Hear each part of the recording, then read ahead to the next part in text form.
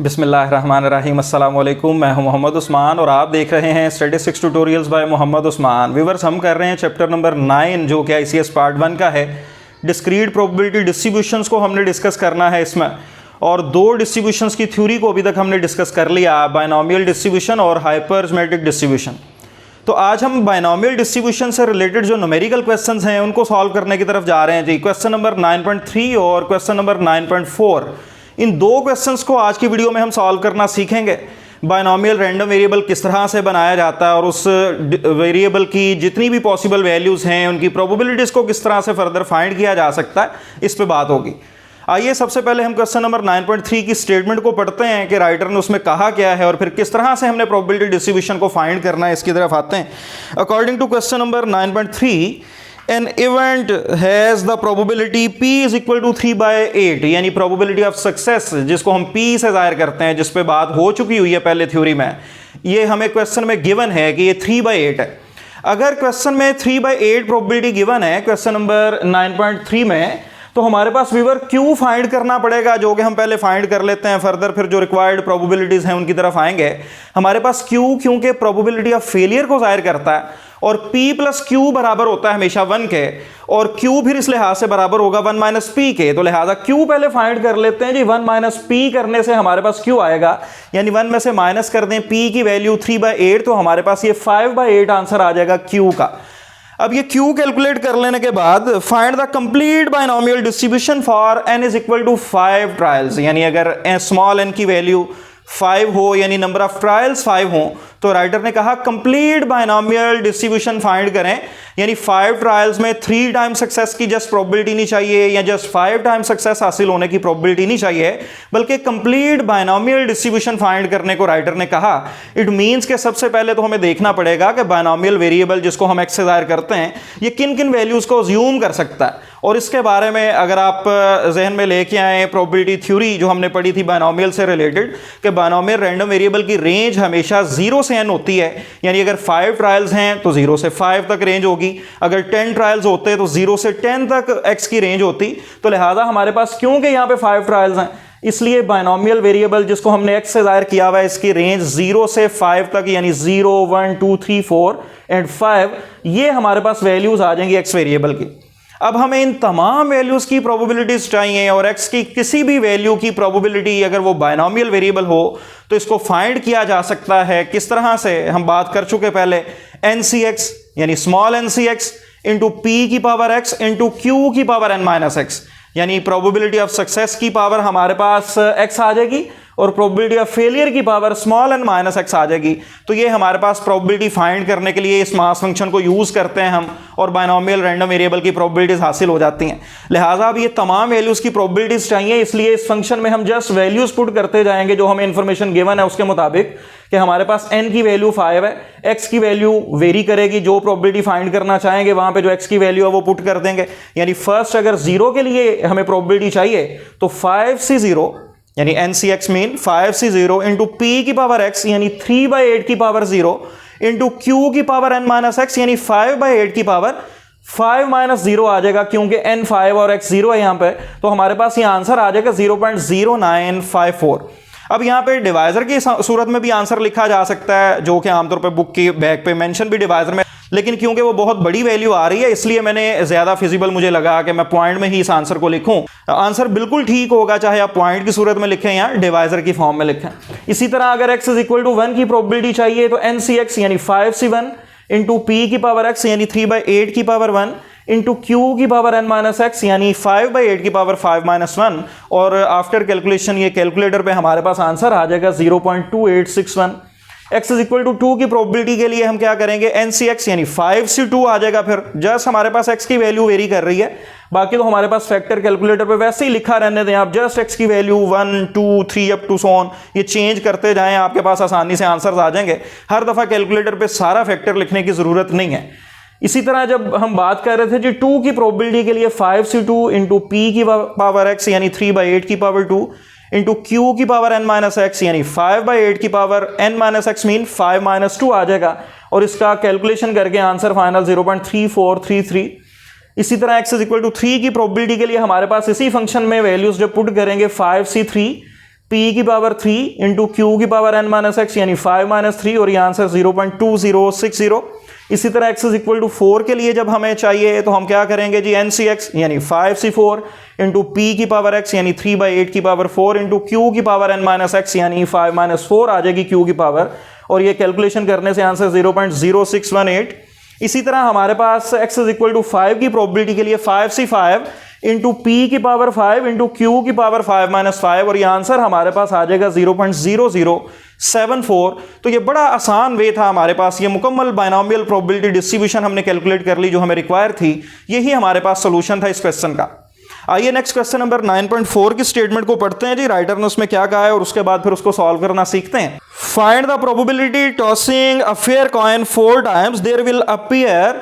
First part में 4 heads की बात है, सेकंड में 1 टेल एंड 3 हेड्स की बात है, थर्ड पार्ट में एटलीस्ट 2 हेड्स और फोर्थ पार्ट में एट मोस्ट 2 हेड्स फाइंड करने की प्रोबेबिलिटी हमें चाहिए। तो लिहाजा हमारे पास ये जो क्वेश्चन है इसमें 2 बातें पहली लाइन में ही हमें बिल्कुल क्लियर हो गई कि एक कॉइन को 4 दफा टास्क किया जा रहा है। तो लिहाजा व्यूअर्स हमारे पास यहाँ पे स्मॉल n यानी नंबर ऑफ ट्रायल्स की जो वैल्यू है ये 4 हो जाएगी। इट मीन्स हमने ये n इज इक्वल टू 4 अब लिख देना यहाँ पे। अब p की वैल्यू हमें न्यूमेरिकल वैल्यू तो गिवन नहीं है, लेकिन राइटर ने क्वेश्चन में बता दिया है जिस चीज की प्रोबेबिलिटी चाहिए होगी उस चीज में इंटरेस्ट होगा, और इंटरेस्ट की प्रोबेबिलिटी को हम सक्सेस की प्रोबेबिलिटी यहां पे कहते हैं और इसको p से जाहिर करते हैं। लिहाजा अगर हेड में इंटरेस्ट है तो हेड के आने की प्रोबेबिलिटी को हम यहां पे p से जाहिर कर देंगे। और एक सिंगल कॉइन को टास्क करते हुए आपको पता है कि हेड आने के चांसेस हमेशा, अगर फेयर कॉइन की बात हो रही है जो कि इस क्वेश्चन में कहा भी गया है, हमेशा प्रोबेबिलिटी 1/2 होती है। लिहाजा p की वैल्यू हमारे पास 1/2 हम लेंगे यहाँ पे, और फिर जब Q चाहिए तो Q बराबर होता है 1 माइनस P के। लिहाजा 1 में से जब 1/2 माइनस करेंगे तो हमारे पास Q की वैल्यू भी व्यूअर 1/2 ही आ जाएगी। लिहाजा हमने ये P की मदद से Q की वैल्यू फाइंड कर ली। अब हमें फर्स्ट पार्ट में चाहिए 4 हेड्स अपीयर होने की प्रोबेबिलिटी। अब कंप्लीट बाइनोमियल डिस्ट्रीब्यूशन फाइंड करने को नहीं कहा, जस्ट मुख्तलिफ पार्ट्स राइटर ने दे दिए क्वेश्चन में और मुख्तलिफ पार्ट्स की प्रोबेबिलिटी हमें चाहिए। जैसा कि फर्स्ट पार्ट में राइटर ने कहा कि 4 हेड्स अपीयर होने की प्रोबेबिलिटी रिक्वायर है, तो फंक्शन तो बाइनोमियल वाला वही यूज होगा, NCX p की पावर x q की पावर n माइनस एक्स, और उसमें जस्ट हम n और x वगैरह की वैल्यूज पुट करते जाएंगे। p की वैल्यू और q की वैल्यू हमने देख ली 1/2 है और स्मॉल n हमारे पास 4 है। अब 4 हेड्स आने की ही प्रोबेबिलिटी चाहिए, लिहाजा x की वैल्यू भी 4 हो जाएगी। जितने नंबर ऑफ सक्सेस की प्रोबेबिलिटी चाहिए वो x को जाहिर करेगा। लिहाजा हमारे पास क्योंकि 4 के 4 हेड्स आने की प्रोबेबिलिटी रिक्वायर है, लिहाजा हमारे पास x की वैल्यू 4 पुट कर देंगे इसमें, यानी x इज इक्वल टू 4 की प्रोबेबिलिटी चाहिए। तो NCX यानी 4C4 इंटू p की पावर x यानी 1/2 की पावर 4 इंटू q की पावर n माइनस एक्स यानी 1/2 की पावर 4 माइनस 4। ये फाइनल आंसर हमारे पास 1/16 आ जाएगा। इसी तरह अब हमें सेकंड पार्ट में प्रोबेबिलिटी रिक्वायर है 1 टेल एंड 3 हेड्स की। इट मींस के 3 हेड्स की प्रोबेबिलिटी चाहिए। अंडरस्टूड है, जब 3 हेड्स आएंगे तो लाजमी बात है फोर्थ फिर टेल ही आएगी। लिहाजा इस स्टेटमेंट से आपने कंफ्यूज नहीं होना। 1 टेल एंड 3 हेड्स का मतलब यही है कि अगर हम हेड्स को लेके चल रहे हैं, अपने इंटरेस्ट को हमने हेड कंसीडर किया हुआ है, तो लिहाजा फिर 1 टेल एंड 3 हेड्स को हम सिंपल कह सकते हैं कि 3 हेड्स आने की प्रोबेबिलिटी रिक्वायर है। इट मींस ये बराबर होगी x इज इक्वल टू 3 की प्रोबेबिलिटी के जो हमें फाइंड करना चाह रहे हैं, और ये बराबर होगी NCX यानी 4C3 इंटू p की पावर x यानी 1/2 की पावर 3 इंटू q की power small n minus x यानी 1/2 की पावर 4 माइनस 3, और ये फाइनल आंसर आ जाएगा 1/4। इस क्वेश्चन में आप देख रहे हैं कि मैं डिवाइजर के साइन में आंसर लिख रहा हूं। जिस तरह मैंने प्रीवियस में बात की कि डिवाइजर में बहुत बड़ी बड़ी वैल्यूज आ रही थी अगर डिवाइजर की फॉर्म में आंसर लिखें, तो इसलिए मैंने पॉइंट्स की सूरत में लिख दिया, और यहां पे मैं डिवाइजर की फॉर्म में ही लिख रहा हूं। तो जिस तरह मर्जी आंसर लिखने कोई मसला नहीं है, आंसर बिल्कुल सेम ही होगा, उसकी इंटरप्रिटेशन जो है वो बिल्कुल सेम ही होगी। लिहाजा इसमें कोई इशू नहीं कि पॉइंट में लिखें या डिवाइजर के साइन में लिखें।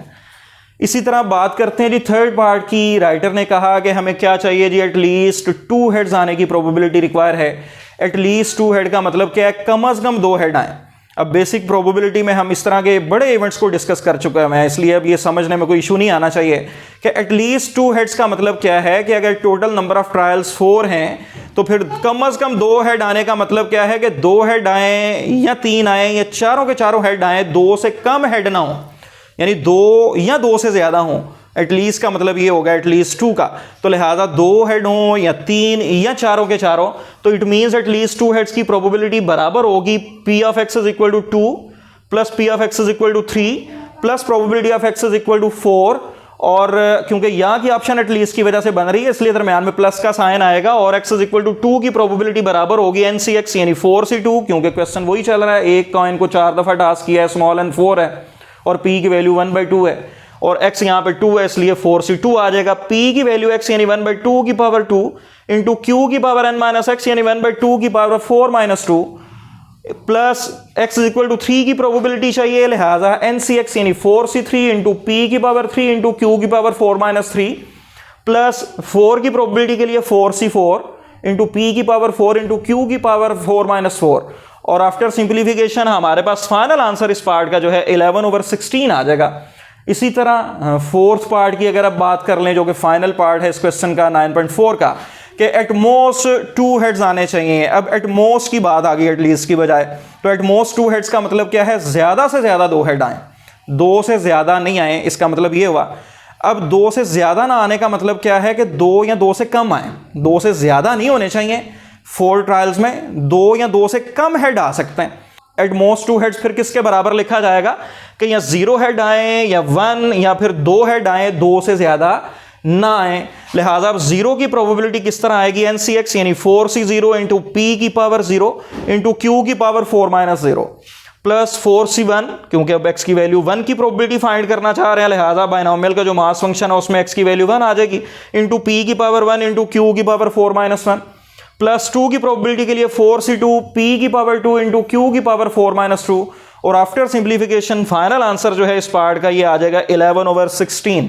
ये हमने बड़े एक आसान न्यूमेरिकल क्वेश्चंस थे बाइनोमियल प्रोबेबिलिटी डिस्ट्रीब्यूशन से रिलेटेड 9.3 और 9.4, इसमें हमने बाइनोमियल रैंडम वेरिएबल बनाना और उसकी प्रोबेबिलिटीज को कैलकुलेट करना सीखा। अगर किसी को कन्फ्यूजन है कि हमारे पास ये जो क्वेश्चंस थे हमें किस तरह पता चलेगा, अभी तो चैप्टर हम कर रहे हैं बाइनोमियल डिस्ट्रीब्यूशन से रिलेटेड, तो हमें पता है इस पर बाइनोमियल अप्लाई होगी, लेकिन पेपर में तो जब क्वेश्चन आएगा उसमें तो नहीं लिखा होगा कि हमारे पास ये वाकई बाइनोमियल का क्वेश्चन है। जस्ट हमें कॉइन की बात हो रही है और आगे प्रोबेबिलिटीज फाइंड करने की बात होगी, तो हम बाइनोमियल का फंक्शन क्यों यूज़ कर रहे हैं। तो हमारे पास यहाँ पे समझने के लिए कि जब भी कॉइन को टास्क कर रहे हैं, लिहाजा हमारे पास ये बर्नौली ट्रायल होगा कॉइन को टास्क करने का। अगर हेड के आने में सक्सेस साइड मीन्स कि हमारे पास बाकी टेल्स जब आएंगी तो हमारे पास फेलियर होगी, लिहाजा वो जो सिंगल ट्रायल होगा कॉइन को टास्क करने का वो हमारे पास बर्नौली ट्रायल होगा। ट्रायल्स की तादाद भी पहले से फिक्स है, यानी 4 टाइम कॉइन को टास्क किया जा रहा है, लिहाजा बर्नौली ट्रायल हैं भी फिक्स।